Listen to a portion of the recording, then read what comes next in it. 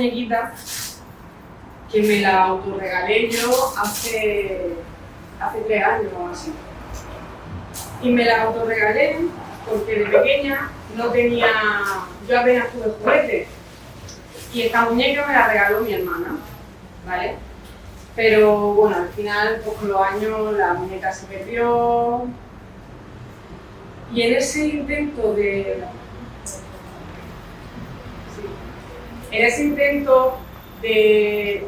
volver a esa sensación de plenitud, de infancia, sobre todo eso, con la intención de mantenerme en una sensación de plenitud, con ese objetivo yo compré esta muñeca. Obviamente esta muñeca llega a mí y nada de eso sucede, o sea... ¿No estás feliz con la muñeca? Sí, estoy muy contenta, además me compré la serie entera, lo que no pude tener... ¿Pero la abres o no la abres? No, esto es de colección. Sí. Importante para Y la traigo porque en relación con el proyecto, la unión es el deseo. O sea, tanto en esta muestra, a ver, el hecho de que yo me ponga a fregar estas piezas que muestran unos códigos como muy sugerentes, muy subjetivos, tiene que ver con una narrativa acerca del deseo. Buah, es que estoy viendo que me voy a meter nervioso. Te pregunto antes, sí. porque si no ya te embala y tiras. Pero sí, vamos a seguir con eso, de hecho. Pero bueno, también os doy la bienvenida y las gracias por venir. Y la verdad es que la muñeca, la verdad es que me hace mucha ilusión charlar sobre tu obra. Me encanta a todos los niveles, a primera vista, y luego después cuando uno va entrando en saber qué hay detrás.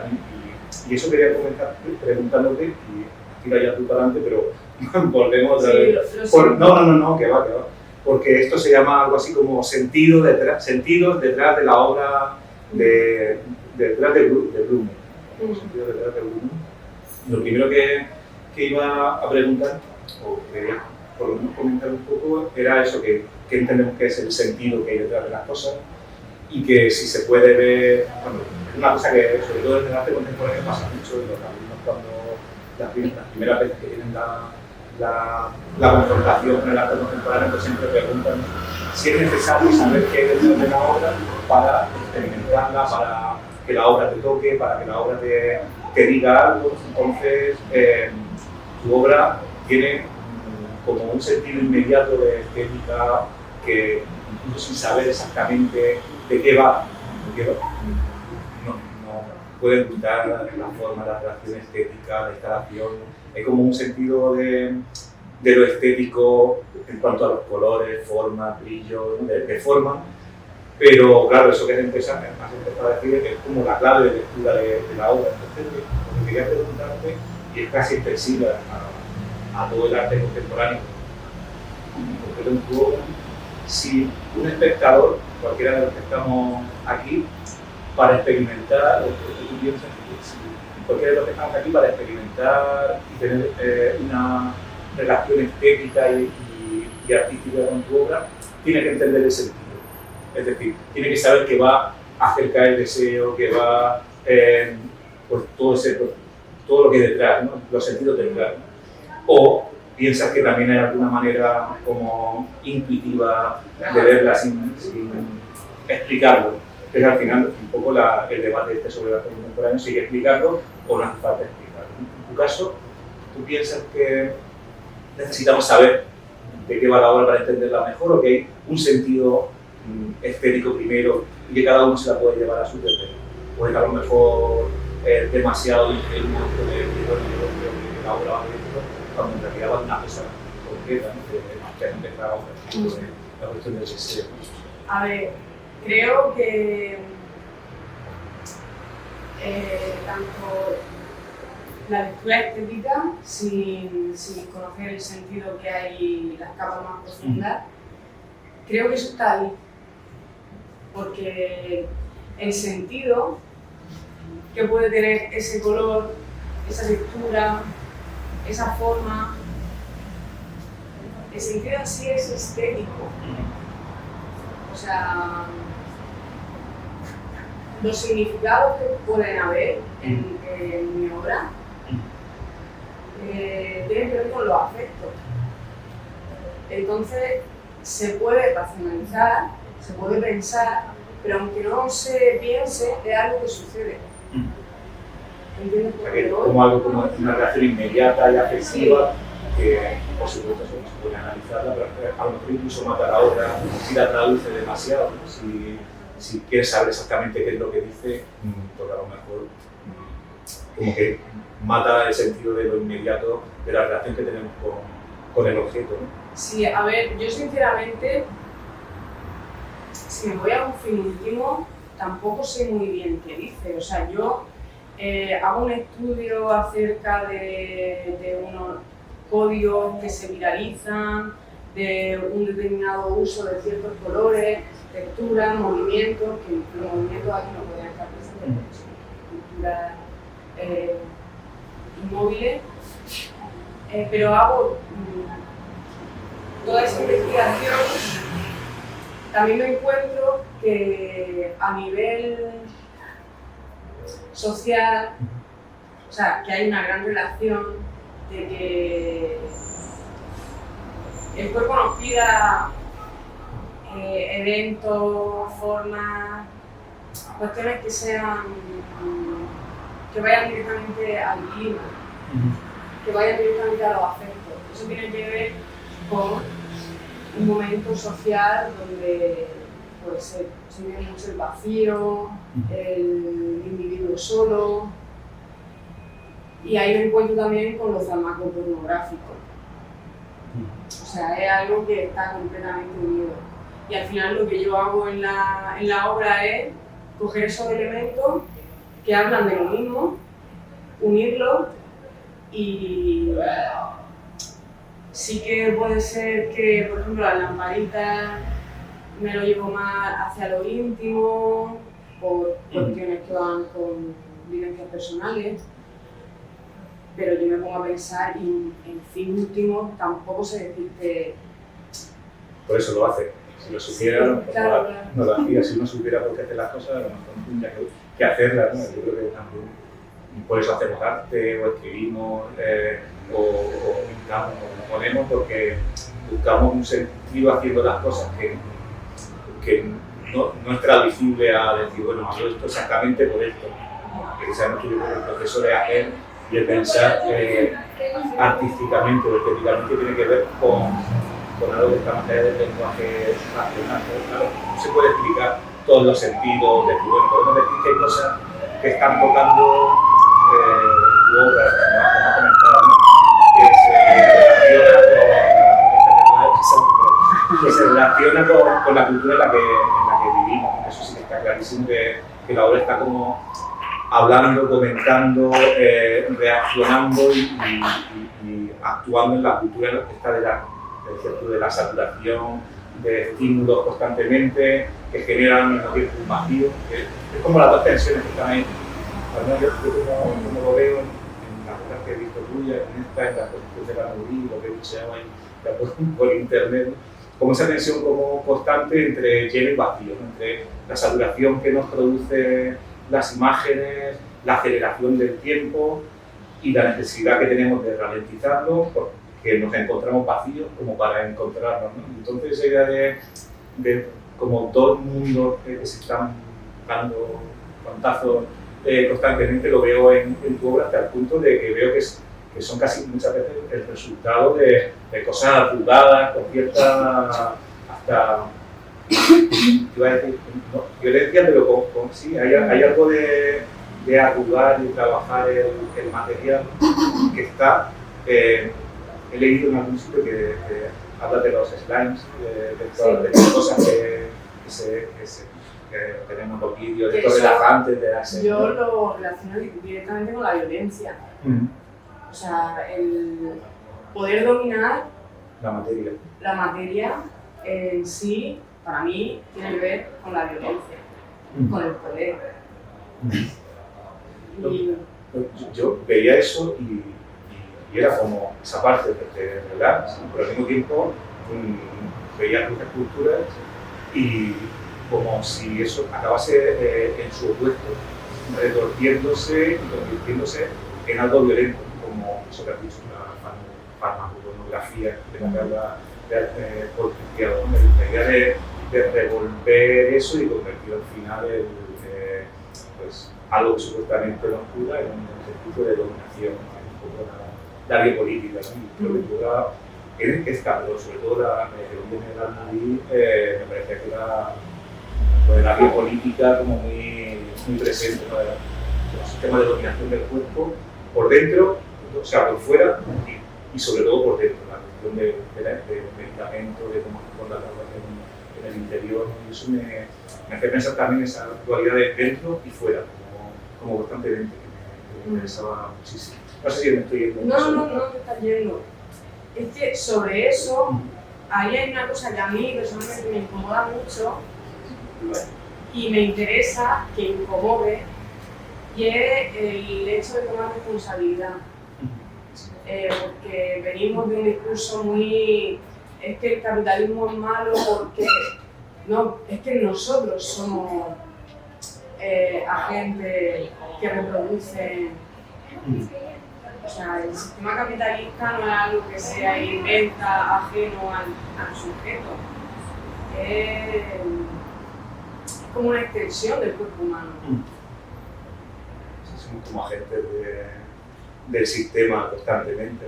Parece que a veces es la coartada esta que tenemos de decir, ¿no? Que las imágenes nos saturan, las imágenes nos dominan, el sistema nos deja vacíos, el sistema nos satura, como si al pensar eso estuviésemos descargando nuestra responsabilidad y también nuestra capacidad de hacer cosas.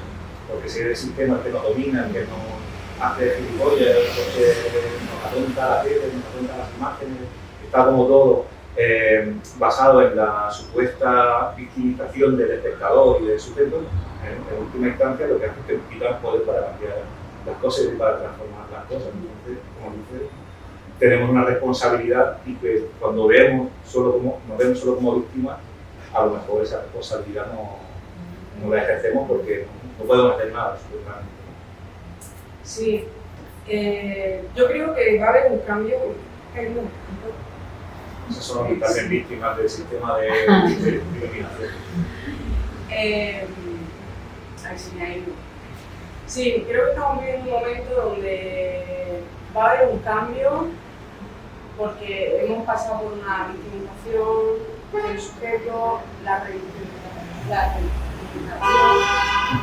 y todo esto tiene que ver con el posmodernismo, de nada es verdad, pobre de mí, pero al final eso también se tiene que agotar si creemos que hay un mañana posible, si no, pobre de mí. Entonces,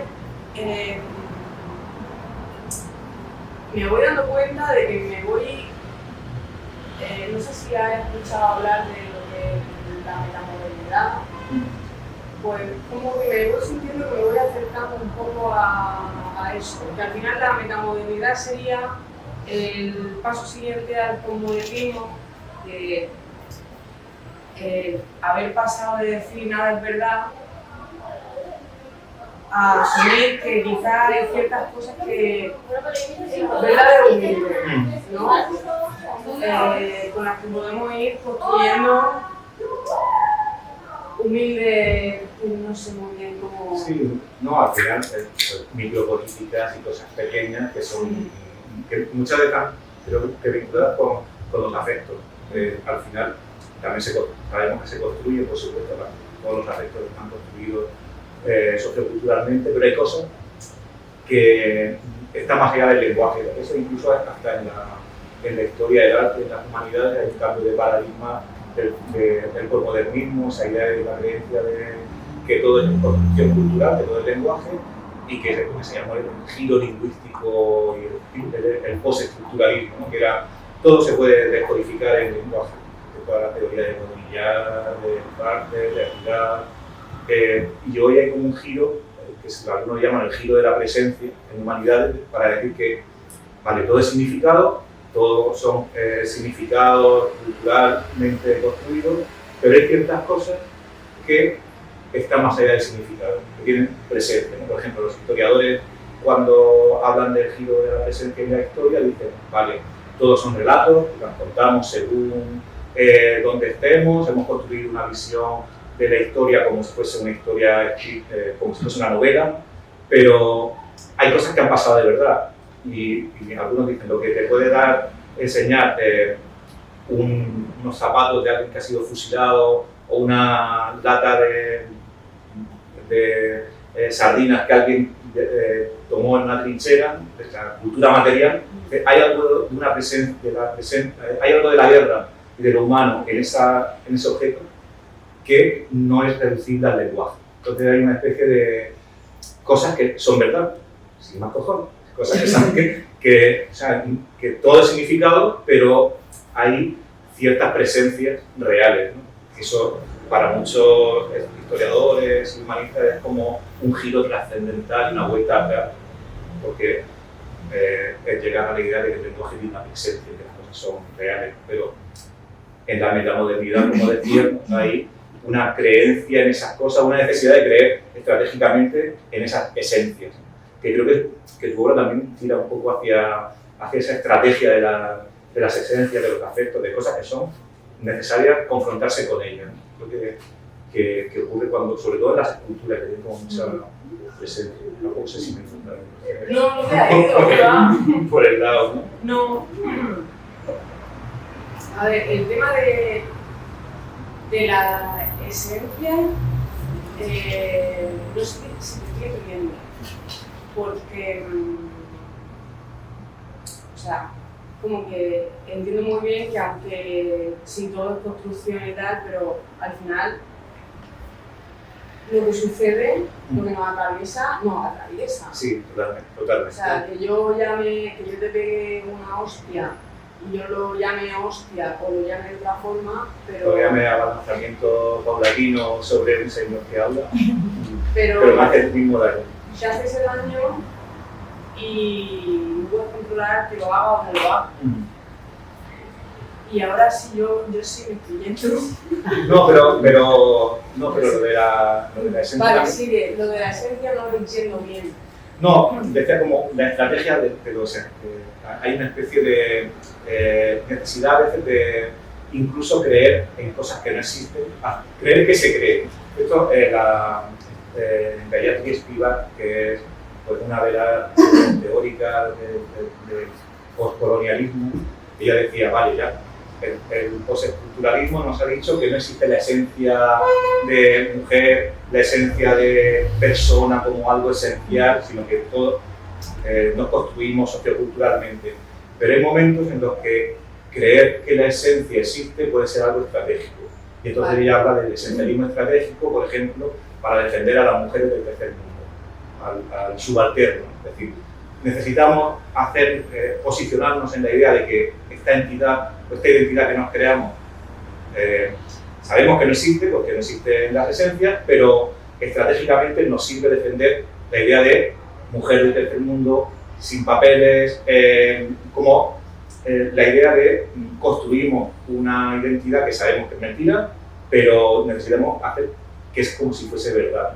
Entonces a veces la idea de jugar estratégicamente creyéndonos cosas que sabemos que no existen puede servirnos en este momento de posverdad absoluta donde parece que todo es móvil y no existe nada. Entonces, como que podemos generar también unas ciertas verdades, aunque sepamos que no son verdades del todo, ¿no? Entonces, ese esencialismo estratégico es una cosa que la metamodernidad también a veces tira por ahí. Sí, y me interesa un montón lo que estás comentando de estratégico, porque tiene mucho que ver con lo que a mí me interesa del arte,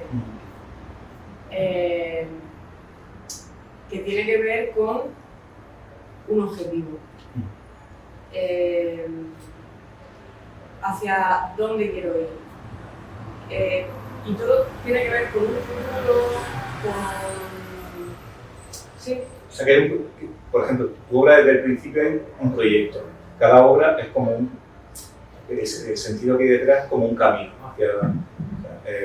Como un querer ir hacia un lugar, ¿no? Y que cada exposición, cada obra, cada instalación como un camino más, como un peldaño más dentro de un lugar hacia donde quieres ir. Sí, a ver, por una parte de eso, porque con el tutor que tuve, que lo quiero muchísimo, que Ignacio López, es como que me metió muy bien en la cabeza el tema de la investigación.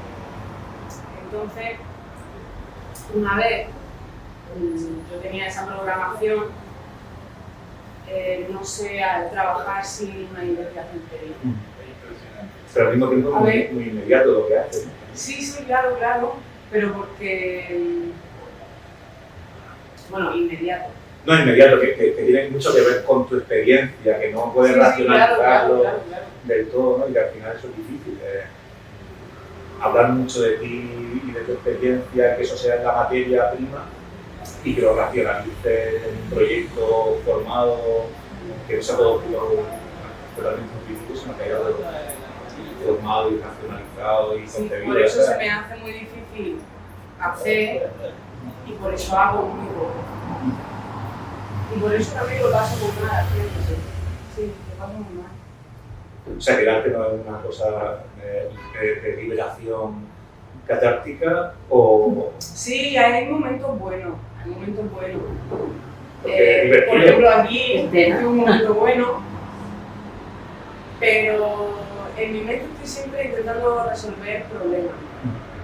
Quiero pensar que tengo cierto compromiso, quiero tener cierto compromiso con lo que hago, entonces ahí lo paso mal, porque me cuestiono mucho, me critico mucho, oye, ¿por qué he usado este material y no he usado otro que sea más ecológico? Oye, ¿y por qué hago y en vez de no hacer? Porque si no hiciera, pues no contaminaría. Y claro, entro a veces en burbujas de pensamiento. Bueno, eso es la ética del arte y del trabajo, preguntarse por qué se hacen las cosas, no hacerlas sin más. Yo creo que el propio cuestionamiento, eso que dice, está presente en la obra. Se pregunta de por qué hago cuando podría no hacer, ¿no? O por qué utilizo esto cuando podría utilizar lo otro. Forma parte de todo el proceso. Yo creo que a mí incluso cuando se escribe, no lo pienso, ¿no? Escribo cuando tendré que callarme y digo que esto me está provocando problemas. No lo hago, ¿no? En el fondo, los mosquitos están ahí viviendo, ¿no? Están ahí, se han metido ahí. Que es un cuestionamiento ético, ¿no? Antes de irnos por otro tema, como he visto un mosquito ahí, no tiene nada que ver, pero por darle palo al mosquito. Sí que te quería preguntar por tus referentes, que eso sí que, porque o sea, hay un trabajo donde la tradición de la escultura, lo siniestro, surrealista, desde el bourgeois, el trabajo con la materia, hasta como eso que Smithson llamaba materialidad siniestra, ¿no? Hay un material como que eso se ve, ¿no? Te da mal rollo tu escultura en el buen sentido de algo que rompe la expectativa, ¿no? Lo que piensas y lo que encuentras. Hay una forma blanda que es dura, que se está deshaciendo, pero está fija. Entonces hay como por un lado esa tradición de trabajo con doblando la escultura, que la Oldenburg, que tiene una tradición en la escultura contemporánea, pero al mismo tiempo el trabajo con, sobre todo, la cuestión de las pastillas, las drogas, los ansiolíticos, las pastillas para el dolor, de todo tipo, como que también estaba, no sé si ha pasado Sergio por ahí, que también trabaja Sergio a veces con la presencia de esos fármacos que ralentizan el tiempo, ¿no? Y hay también como una tradición de trabajar con pastillas, también Hills, e incluso, y pues voy a preguntar también por referente, la propia Marina Abramovic, ¿no? El ritmo cero cuando ella se toma, el ritmo 10, cuando ella se toma las pastillas para la epilepsia, y empieza a tener reacciones de algo que está sucediendo por dentro, pero está apareciendo por fuera. Entonces hay como varias patas en la historia del arte y quería saber cómo llegas tú a eso, si tienes algunos referentes o luego, como suele ocurrir, en la escritura uno va encontrando referentes después de haberlo hecho y los incorpora a veces al trabajo, ¿no? Sí, a ver, yo te diría que referente, así que yo sepa señalar, a nivel escultórico, Dorothea Tenney, me encanta la obra que hace, porque mantiene lo siniestro. También creo que no se la conoce mucho, no sé si cosa mía. No mucho, en clase no la daba. Que una puede ser crítico. Y luego el tema es que ¿sabes qué pasa? Que todo esto viene mucho de la cultura audiovisual de Instagram. Entonces darte el referente al final es una traducción de mucha imagen que veo. De arte, sobre todo arte de ver. Me encuentro que todo el arte que se viene haciendo se apoya en una falta de narrativa, a ver, narrativa es, pero una falta de... Esto me lo he apuntado yo porque no sabía, porque te lo voy a preguntar. Sí, una falta de narrativa simbólica, sino que se sostiene, la historia se sostiene todo el tiempo en el clímax, o sea, rompiendo más, y ahora lo aplasto, y ahora lo desquito, o sea... Entonces, no sé si eso se le puede llamar que no hay una narrativa simbólica o de significado. Bueno, no lo sé.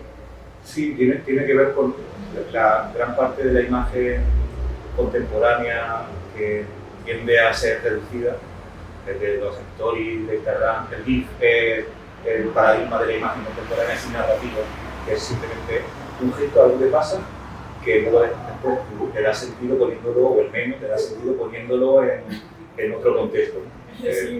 Entonces, eso habla de que se ha perdido una narrativa con posición, nudo y desenlace.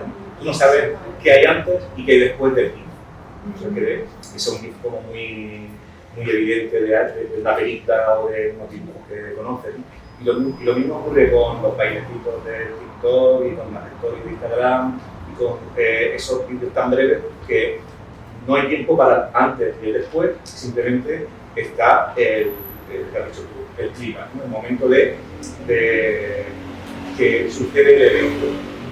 Entonces, en realidad, es una falta de narrativa, pero si te pones a pensar en el arte moderno, la clave del arte moderno de Manet es la falta de narrativa, porque de repente Payo se pone a pintar cosas de las que ya no se sabe el antes y el después, ¿no? El balcón de Manet, donde está la gente, una figura mirando, pero tú ya no te sabes la historia como antes, que te sabías la historia que pintaba el pintor porque era una batalla o la iconografía, y de repente hay simplemente una imagen sin narrativa. Entonces no está tan alejado, y es algo que ocurre con el arte moderno, que no sabemos a veces interpretarlo porque no tenemos lo que hay antes y lo que viene después. Entonces no está tan alejado de eso que ocurre con la imagen contemporánea, que parece que eso ya se ha ido de madre, pero sí que es cierto que está como constantemente en el clímax. Y eso genera, y creo que tu obra también va de eso, al final, que los sujetos tampoco sabemos narrarnos, porque como vivimos en una sociedad sin narración, donde la narración donde las imágenes se nos dan sin narración, hemos perdido la línea. Esa es la clave de lo que dice el filósofo coreano, además, Luchu Khan, que ocurre en la sociedad contemporánea, que llama la sociedad del cansancio. Uno de los un libro que se llama El aroma del tiempo, dice que una de las cosas que nos pasan hoy, por eso vamos desquiciados, es que hemos perdido la capacidad de narrar, que ya no hay una estructura narrativa. Es algo a lo mejor demasiado conservador, que el relato también es tiene algo que ver con quién genera el relato y para quién, pero sí que es verdad que hay algo de no saber hacia dónde vamos, no tener sentido sobre las cosas, porque hemos perdido la capacidad de narrarnos. No sabemos quiénes somos porque no sabemos contarnos. Entonces, precisamente el arte, la literatura, las formas de cultura nos pueden ayudar a contarnos, mientras que la imagen nos ayuda constantemente a estar sin rato en el top arriba y tener que estar drogándonos y tomando pastillas para mantener el clima, porque al final viene de eso. Cuando perdemos el relato, pues no sabemos quiénes somos. Esa es una posible interpretación, tampoco sé si estamos diciendo alguna cosa con sentido. Sí, ahí me viene, bueno, es que me he ido, porque me estaba preguntando por referentes y no me he ido por ahí. Ha dicho Quiero, antes de seguir, comentarte que yo encuentro más bien los referentes después y sobre todo encuentro los referentes en el texto. Porque con esto de que empiezo para hacer obra a investigar, empiezo a darme cuenta de que, oye, que me gusta leer. Porque yo crezco en una casa que somos testigos de Jehová y lo único que podemos leer es la Biblia, y yo crezco con un asco a la lectura, o sea, horrible. Y ya cuando soy bien adulta, descubro que, oye, que me gusta. Y incluso me gusta algo más que pintar o esculpir. No quería preguntarte por eso, por la cosa de la lectura prohibida y del gusto por la lectura, que están aquí los libros como ocultos, ¿no? Y no sé si tiene alguna relación, ¿no? Esa idea de esos libros que no sabemos nunca qué libros son, pero que si los abrimos los descubrimos, y con esa negación durante un tiempo de la lectura y ese posterior descubrimiento. O es simplemente están los libros ahí ocultos. ¿Me puedes repetir la pregunta? No, que digo que estos libros que tenemos aquí y allí, que están forrados con estos papeles que, bueno, estos colores que dialogan con la estética y que al final son objetos, que tienen la cualidad de objetos, pero al mismo tiempo hay algo oculto, hay algo como que nos prohíbe ver qué libros son, como si hubiese ahí un conocimiento que al lector, al espectador se le niega, ¿no? Porque a mí, yo soy muy friki de los libros, lo que primero me generó ansiedad al ver tu exposición, ¿qué libros son? Entonces, no sé si está variando por aquí, ¿puedo leer? Ahí interviene el tema del museo, de cómo los museos nos permiten relacionarnos con los objetos, porque yo sí, las piezas sí las diseñé para que el espectador deje de ser un espectador y coja los libros y vea qué pone ahí, pero claro, tú entras en el museo y en el museo aquí se te ha dicho que no se puede tocar nada. Es lo que creo que está dando una lectura como muy personal, claro. Pero también da igual lo que yo quiera hacer con el espectador. Al final hay una realidad material que en las salas de exposiciones hace que el espectador sea el espectador la mayoría de veces y no sea un agente activo, que es lo que a mí me gustaría. Tengo miedo de sacar las cosas, romperlas, cambiarle el orden, porque tampoco la tradición del museo es precisamente esa distancia, ¿no? Y es paradójico que lo primero que te viene a la cabeza cuando te ves tu obra es tocar. Hay una tactilidad, incluso en la pintura, que casi hay algo como que uno necesitaría tocarla, ¿no? Y piensa en esa exposición de Duchamp, ¿no? Y ese pie de Duchamp, ¿no? Por favor, hay que tocarlo, ¿no? Porque el arte muchas veces, sobre todo la escultura, hay una dimensión táctil que no como que no se para con el ojo, ¿no? El ojo necesita como tocar, ¿no? Entonces, claro, la institución no te deja, entonces estamos más frustrados, yo voy frustrado, porque estaría tocando eso y lo trancaría. No sé si eso también pretendes conseguirlo o eres consciente de qué pasa. Sí, claro que sí, claro. Sí. A ver, por mi parte, mis piezas se pueden tocar. Porque, también creo que el espectador, que ya dejaría de ser espectador, es responsable. Porque, o sea, me estoy arriesgando mucho. Creo que estoy ante alguien que es mayor de edad. Pero porque también me parece que si no arriesgas, si doy por sentado de que todos somos tontos, entonces yo también le quiero dar una responsabilidad. Vale, yo hago esto, dejo que lo toque, hay un esfuerzo por mi parte, pero también quiero que tú me hagas espejo. Sí, que tengas cuidado. Sí, tocarlo. Pues mira, tengo mil cosas, pero no sé si, por supuesto, tenéis capacidad de interrumpirnos y de preguntar también lo que queráis, porque que era lo bueno, no teníamos ni puñetera idea de que íbamos a contarnos. Hemos hablado por teléfono para decir no nos vamos a decir nada y así estamos descubriendo lo que íbamos a contarnos, ¿no? Pero que nos gustaría que preguntarais inquietudes. Muy interesante, pues estaría estupendo, ¿no? Que se animara así como con preguntas acerca, que ha estado fenomenal la charla, ¿no? Donde... Mientras preguntan o no, yo tenía una cosa que viendo como la lectura de que al final a donde nos lleva también la obra, sobre todo la que tiene que ver con esa especie de cerebro lleno de pastillas, como metáfora un poco de esa necesidad que tenemos de que nos calmen el dolor y hasta qué punto queremos o no queremos salir de eso. Retomé la lectura de un libro de G. Martín que se llama Un mundo feliz.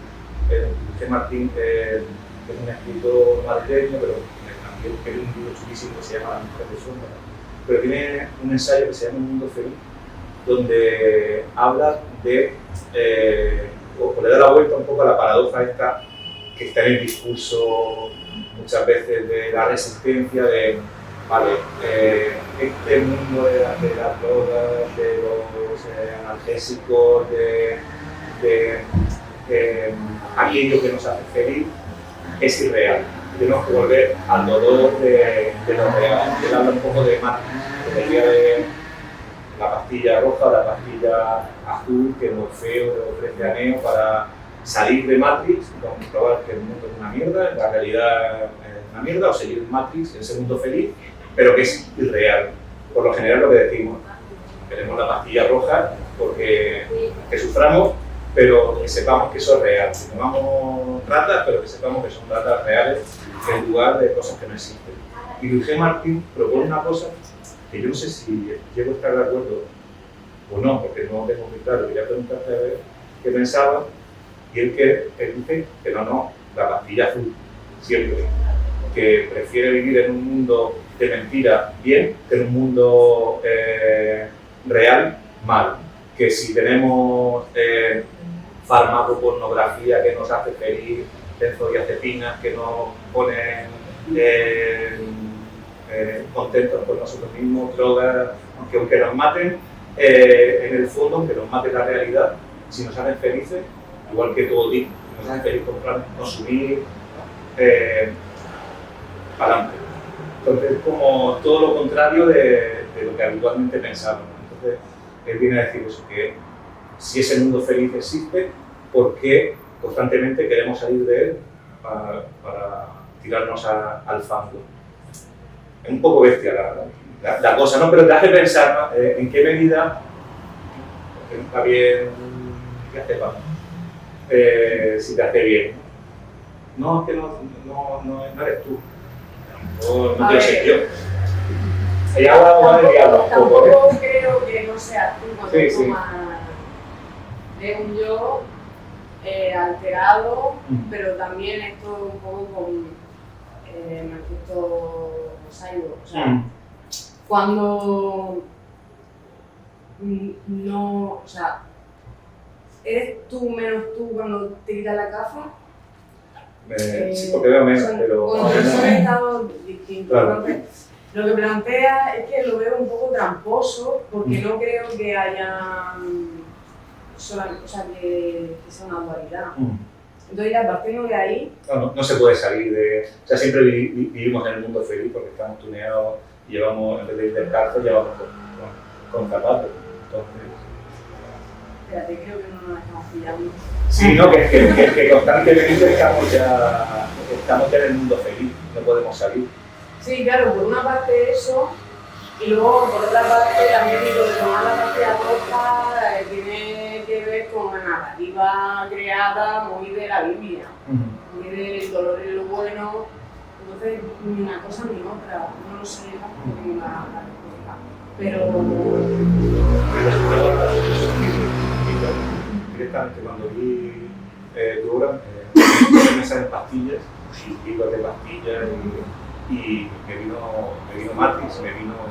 A ver, yo también soy bastante hipócrita, porque soy como muy antipastillas en mi discurso, pero ya ahora mismo lo estoy pasando mal por temas personales y esta noche ¿Por qué? Que aquí también interviene una realidad material que no tengo los recursos necesarios para pues, todas las horas de terapia que yo necesito. Claro, a eso me refería con una falsa dicotomía. Sí. O sea, sí. No, y al final, yo creo que llegamos y casi cerramos con esto de cosas, a otra idea que está como también atravesando todo lo que está en tu discurso, en la obra desde el título, la idea de como la dicotomía entre la supuesta felicidad y la tristeza en un mundo, la idea del apagamiento, lo triste, lo depresivo frente a la supuesta felicidad, que es lo que se nos niega. Entonces, claro,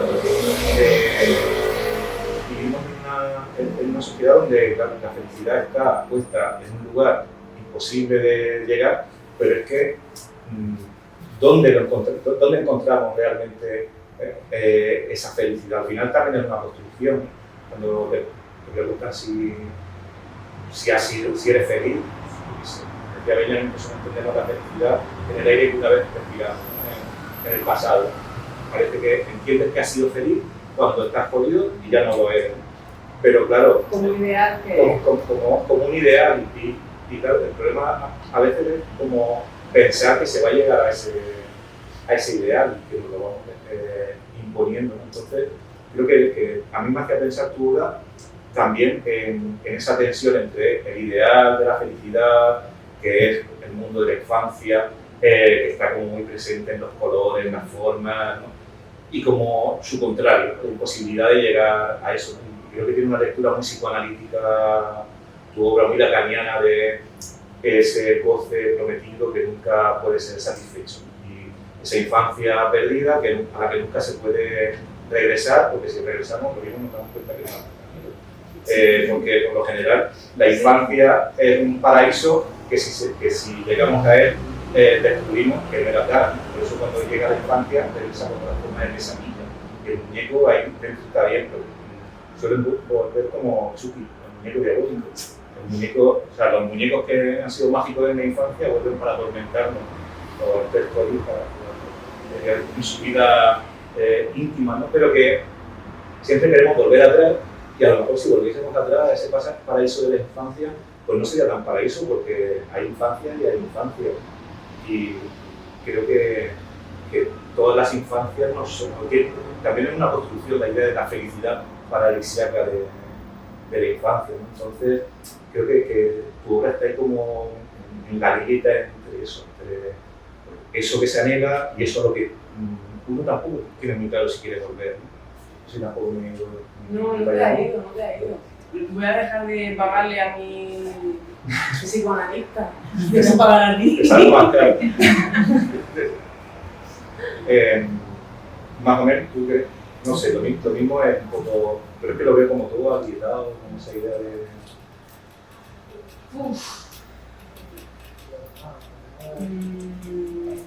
A ver, es que intento también no hablar del todo de lo personal. No, digo de la obra. Ya, pero es que... No tiene por qué traducirlo. Yo creo que ya parte, o sea, hay una dimensión personal, sin necesidad de ser una dimensión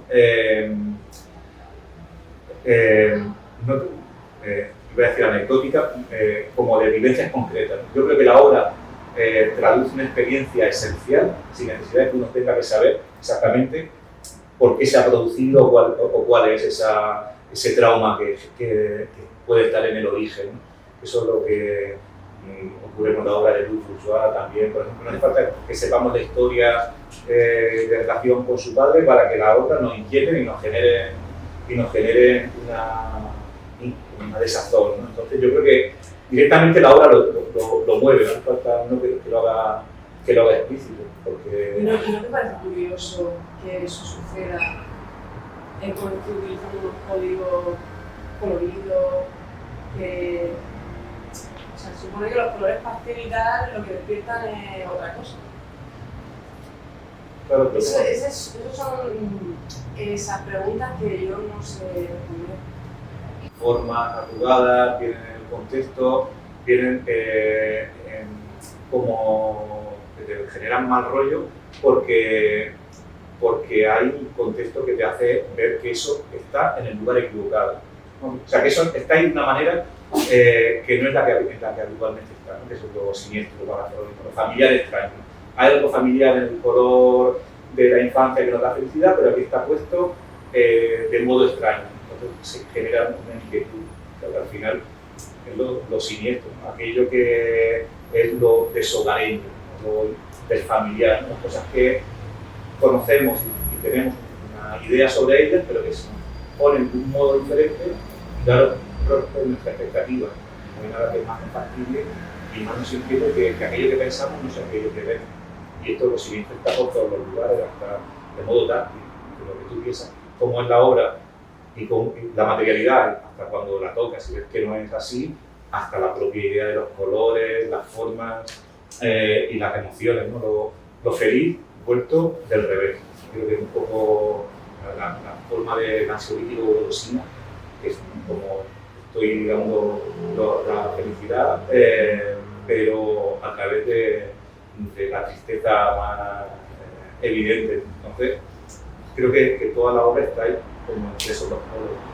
Y yo creo que eso es lo que tiene que hacer también el arte, que es generar algo que no se puede resolver del todo. Por eso no puede uno al final hablar, nacionalizar todo. Claro, por eso cuando me preguntas específicamente sobre eso, es como que me callo, porque incluso me siento incómoda. O sea, ha empezado el corazón a palpitarme súper fuerte porque me encuentro como desnuda, en plan, no puedo hablar ahí. Pues no vamos a pasar por eso, porque por eso tenemos aquí cervezas que nos van a hacer la vida más fácil. Y que es lo mismo, ¿no?